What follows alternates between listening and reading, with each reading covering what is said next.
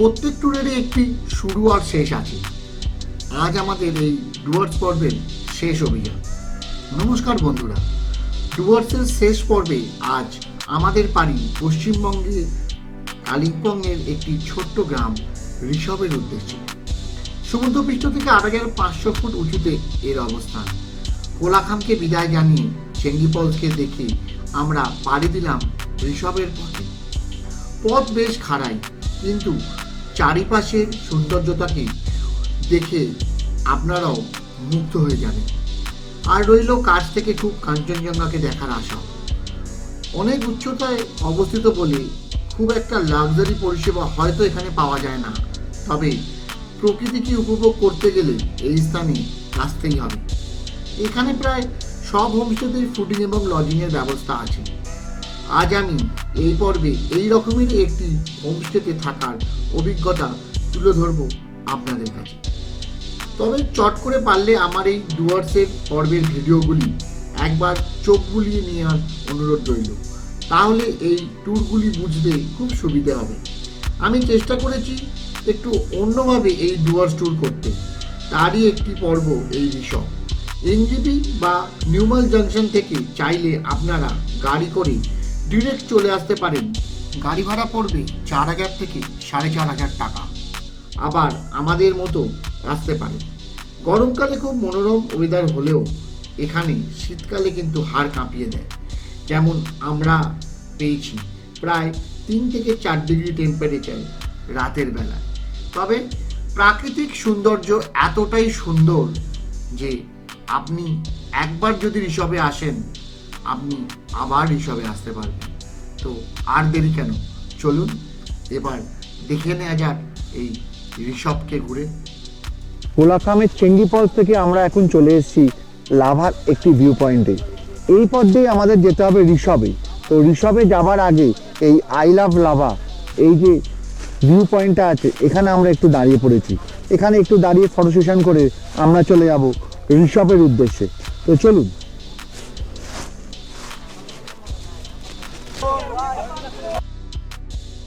ঋষভের পথে আমাদের প্রথম ভিউ পয়েন্ট হচ্ছে এই পাইন ফরেস্ট। আমরা এখন ঋষভে প্রবেশ করছি, আর এই পথ দিয়েই আমাদের এগিয়ে যেতে হবে ঋষভে। আর তার ঠিক এই দিকেই হচ্ছে এই সুবিস্তৃত পাইন ফরেস্ট। তো দেখুন কি সুন্দর লাগছে জায়গাটা, চারিদিকে বড় বড় পাইন গাছ।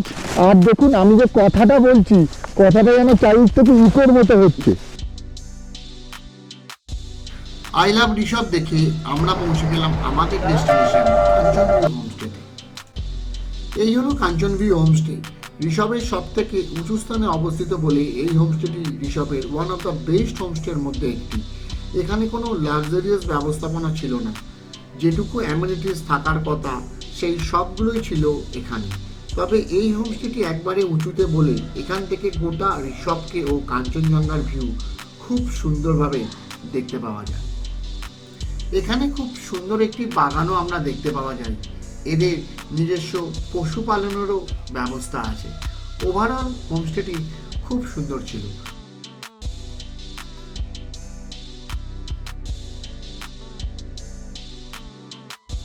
আমরা এখন দাঁড়িয়ে আছি হোমস্টের ব্যালকনিতে।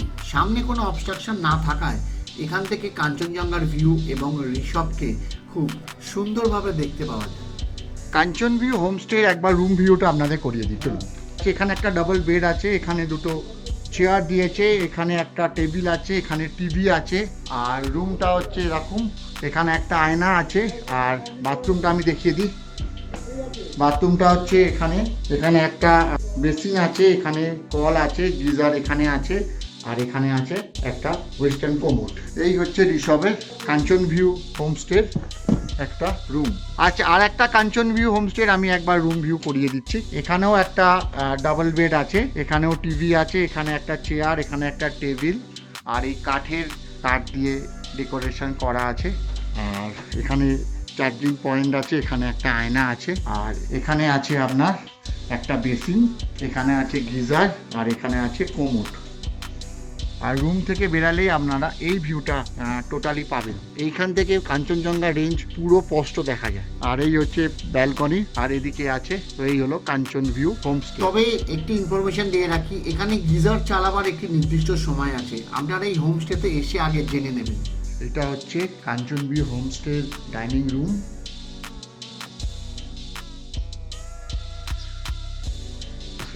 আর ওইটা হচ্ছে কিচেন। একটি দিনের শেষ, সূর্য এখন অস্ত্রগামী। ডিম ভাত এবং একটি সবজি সহকারে লাঞ্চ পর্ব শেষ করে আমরা এই অপূর্ব দৃশ্য দেখতে লাগলাম এই হোমস্টের ব্যালকনি থেকে। এই হোমস্টের ট্যারিফটা একটু আপনাদের বলে দিই। প্রত্যেক রুমের জন্য 1000 টাকা করে দিতে হয়েছিল প্রতিদিন, এবং প্রত্যেক পার্সনের খাওয়া খরচার জন্য 600 টাকা করে নিয়েছিল এরা। একটি ইনফরমেশন দিয়ে রাখি, এখানে কিন্তু খাবারের অর্ডার আপনাকে আগে ভাগেই করে দিতে হবে, কারণ একটি সময় পর এরা কিন্তু খাবারের অর্ডার আর নেয় না। হ্যাঁ, আপনি যদি এদের সঙ্গে প্যাকেজে যান তাহলে ওনারা যা দেবে সেটাই আপনাদের খেতে হবে, আর যদি আলাদা করে খান তো খাবারের অর্ডার আপনাদের আগেই দিতে হবে। উচ্চতার কারণে এখানে কিন্তু খাবারের দাম বেশ কস্টলি, তাই খাবারের চার্ট দেখেই খাবারের অর্ডার দেবে। একটা সূর্য উদয় দেখেছিলাম আমরা এইখান থেকে, কিন্তু তারপরে পুরোটাই মেঘে ঢেকে গেছে। তো একটু পরেই আমরা বেরিয়ে যাব, আমাদের গাড়ি আসবে, আমরা চলে যাব এনজিপির উদ্দেশ্যে। তবে যেতে যেতে কালিম্পং হয়ে যাব। তো কালিম্পংয়ে যে সাইট সিনগুলো আমরা দেখতে পাবো সেগুলো আমরা দেখব এবং আপনাদেরও দেখাবো।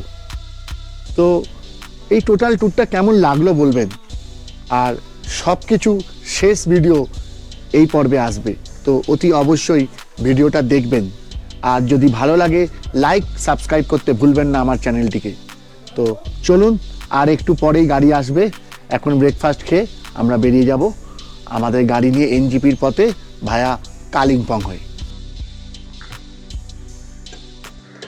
আজকে আমাদের এই হোমস্টেতে, কাঞ্চন ভিউ হোমস্টেতে আজকে আমাদের ব্রেকফাস্ট লুচি আলুর দম, এদিকে আজকে আমরা ব্রেকফাস্ট করছি। আর আরও আসছে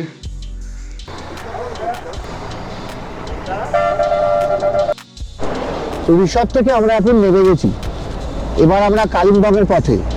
কালিম্পংয়ে আমাদের প্রথম দর্শনীয় স্থান হচ্ছে হনুমান টক। আমরা এখন চলে এসেছি কালিম্পংয়ের একটি দর্শনীয় স্থান, তার জন্য হনুমান পার্ক। বেশ খাড়াই রাস্তা, এই পথ দিয়ে আমাদের হনুমান পার্কের ওপরে যেতে হবে। এই ছিল হনুমান পার্ক। এখানে একটি হনুমানের বিশাল মূর্তি আমরা দেখেছিলাম। ওপরেও যাওয়া যায়, তবে জুতো খুলে যেতে হবে, আমি আর ওপরে গেলাম না। আর রয়েছে চারিপাশে অনেক দেবদেবীর মূর্তি, সেগুলোও আপনারা দেখে নিতে পারেন। হনুমান পার্ক দেখে আপনারা এই পথ ধরেই সোজা চলে যেতে পারবেন, সামনে একটা দুর্গা মাতার মন্দির আছে, সেটা দর্শন করতে। তো চলুন, এই হলো দুর্গা মাতার মন্দির।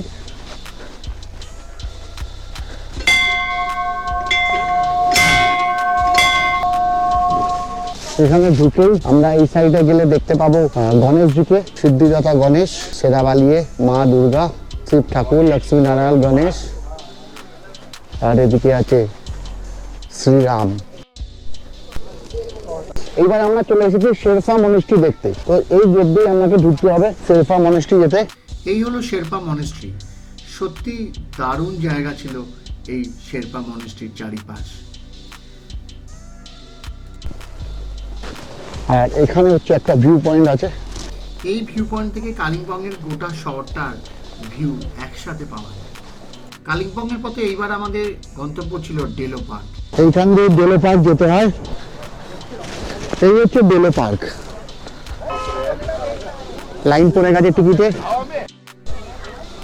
এইটা যে টিকিট কাউন্টার, এখান থেকে 20 টাকা করে টিকিট আপনাদের কাটতে হবে, তারপরে আপনারা ডেলো পার্কে প্রবেশ করতে পারবেন।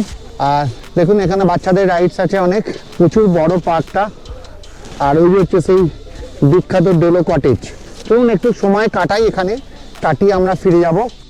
আপনারা যদি চান এখান থেকে প্যারাগ্লাইডিংও করতে পারেন। ডেলো পার্কের বাইরে প্রচুর কাউন্টার আছে, তবে এখানে প্রচণ্ড রকম বার্গেনিং হয়। আপনি ঠিক মতো বার্গেনিং করে আপনি এখান থেকে প্যারাগ্লাইডিংও করতে পারেন।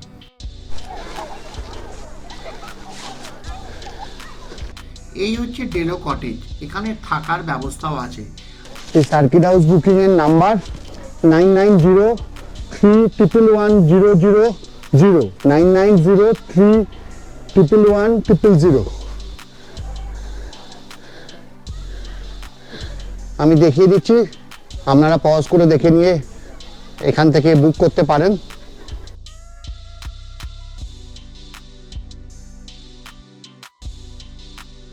আর ওই দেখুন তিস্তা রিভার, পুরো ভিউটা এখান থেকে পাওয়া যায় এই ডেলো পার্ক থেকে। এই তিস্তা বয়ে যাচ্ছে তার গতিপথে। এই হচ্ছে ডেলোর ভিউ উঁচু থেকে একদম। আজকের এই ভিডিও এখানেই শেষ। এইবার আমরা এগিয়ে যাব এনজিপির পথে। কেমন লাগলো এই ভিডিওগুলো?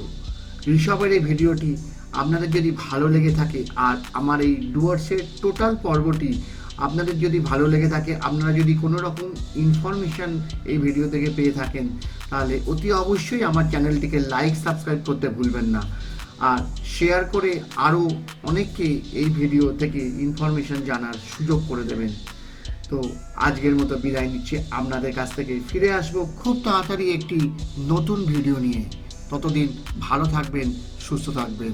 আজকের মতো টাটা।